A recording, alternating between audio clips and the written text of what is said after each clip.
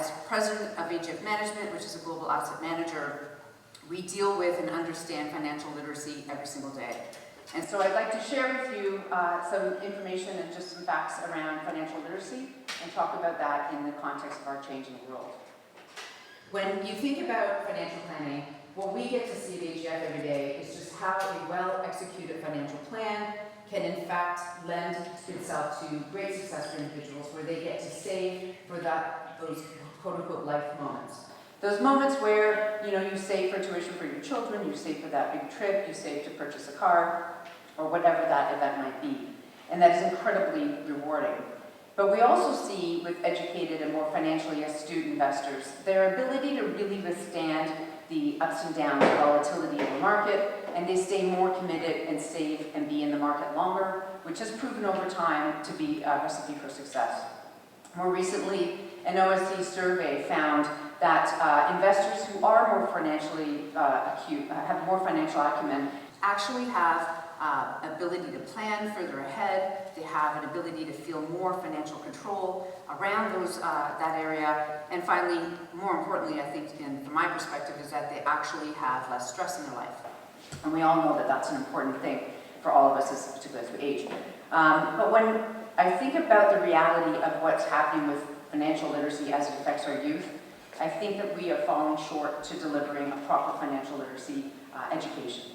And for that, I mean that the children are educated, are coming out and graduating without a confidence or without a real sense of those financial skills that will help them maintain their financial well-being. Go into the future. And when I think about some surveys that I was reading about in context of this event, there's a recent one done by Edward Jones, that's an investment advisor in Canada, and they found that 54% of all young teens don't actually receive any education in financial management.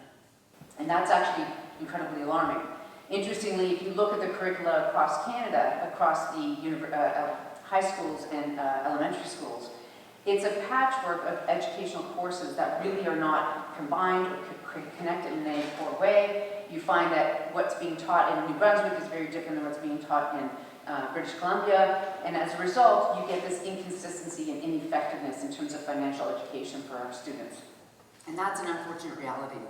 But what we do hear is that 84% of all Canadians actually say that had they learned about financial management earlier in their life, they would have felt more confidence as they aged.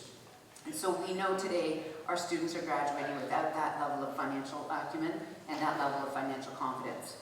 But the world is changing, and we know, and we are asking the question, can AI help us in that regard? And so when we look at what is financial literacy, it is quite simply the knowledge to be able to make sound financial decisions. And that means the ability to understand savings, investing, debt, credit, and budgeting. Simple enough kinds of concepts that when you get them, they do empower you to really feel confident about your financial well-being. And that's an important element for students today that need to learn that. And what we need to do is get that learning happening sooner. We do it so well here at TFS in learning languages. How do we get the opportunity to start teaching our young kids today in an earlier time period more about financial management so that they can really understand the difference between their needs and their wants, between investing and saving, between budgeting and between debt and credit. These are all important concepts. But I guess you ask, why does it really matter? Well, I think about the time that we are in right now at our school year. We're finishing up our school year. It's a great time to reflect on the past. It's a great time to look forward to the future. And as Monsieur Godet mentioned, I am a proud mom of a graduating daughter who is going on to university. And when I think about the opportunity that's in front of her, I get really excited. But I look at that in the context of her overall well-being. So I look at it in the context of her physical well-being. Will she be safe? Will she have a nice environment to live in? Will she maybe take some physical educational programs so that she can maintain her health? I then think about it in the context of her mental well-being. And I think, well, is she going to make good friends? Is she going to be intellectually stimulated by her program? And how is she going to evolve and mature as a human being? And then I think about her financial well-being. And I think, well, have we saved enough? Does she have some spending money? And what are we going to do to ensure that she gets a job at the end of this expense?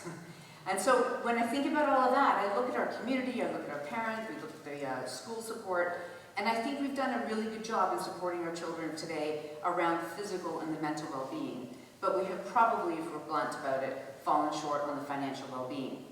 A recent study by Mogo, which is a Canadian fintech, found that 80% of children and teens today, I should say teens, do not understand the concept of credit score, don't know really what it's used for or how it works.